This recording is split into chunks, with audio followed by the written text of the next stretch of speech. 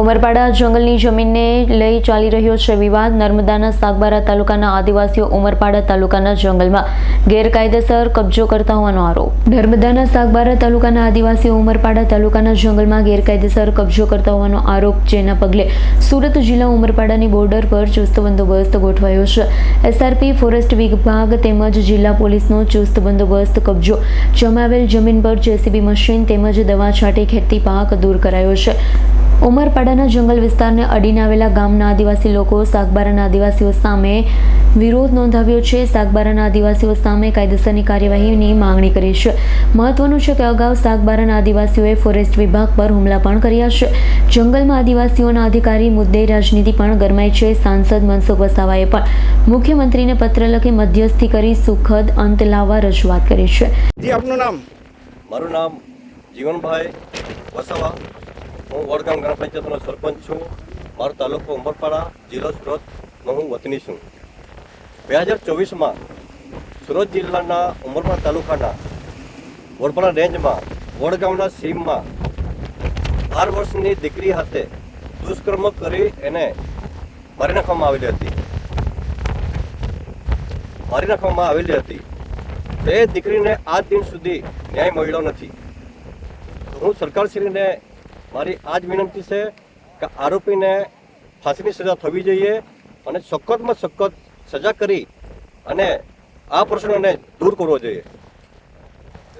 સાથે સાથે આ લોકો સાગબારા તાલુકાના લોકો છે। આ લોકો ક્રૂર, ખૂની હત્યા કરવાવાળા માણસો છે। એ અમારા જંગલ વિસ્તારમાં આ લોકો ગેરકાયદેસર ઘૂસી અને ફોરેસ્ટ ડિપાર્ટમેન્ટ તથા મારા ઉકાઈ અસરગ્રસ્ત ના વતની લોકો સાથે ઘર્ષણ કરવાવાળા માણસો છે અને આ લોકો પર્યાવરણના નુકસાન કરવાવાળા માણસો છે।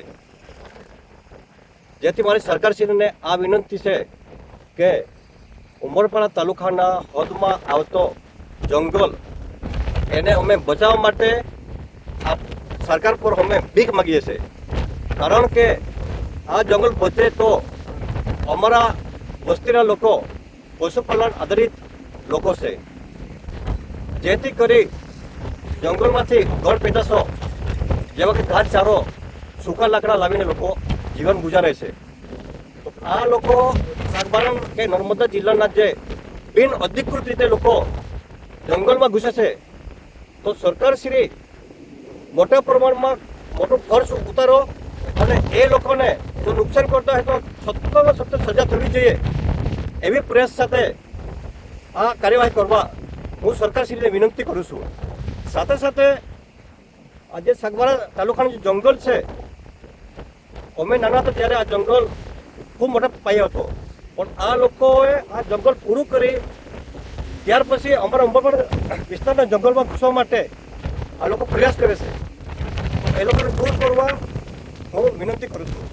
આભાર। શું નામ? મારું નામ અનિતાબેન ઉમેશભાઈ વસાવા। હું વડગામના રહેવાસી છું, તાલુકો ઉમરપાડા અને જિલ્લો સુરત। 2024માં જે બનાવ બન્યો હતો, જે નાબાલિગ છોકરીનો રેપ થયો હતો, એને જે ગુનેગાર છે તે હમણાં લગી એમને સજા નહીં મળી। એ લોકો છે સાગબારા તાલુકાના અને અત્યારે બી એ લોકો જંગલમાં પ્રવેશ કરતા છે અને ખેડાણ કરતા છે। એ લોકો અમારા જંગલમાં આવે ને ઉમરપાડા તાલુકાના જમીન છે એમાં આવે ને લોકોને સરકારશ્રીને નમ્ર વિનંતી કરે કે લોકોને અંદર ઘૂસવા નહીં દે ને એ લોકોને જરાક સજા આપે। જીતેન્દ્ર સોલંકીનો રિપોર્ટ, S9 ન્યૂઝ, માંડવી। અમારી તમામ માહિતીથી અપડેટ રહેવા માટે જોડાયેલા રહો S9 ન્યૂઝ સાથે।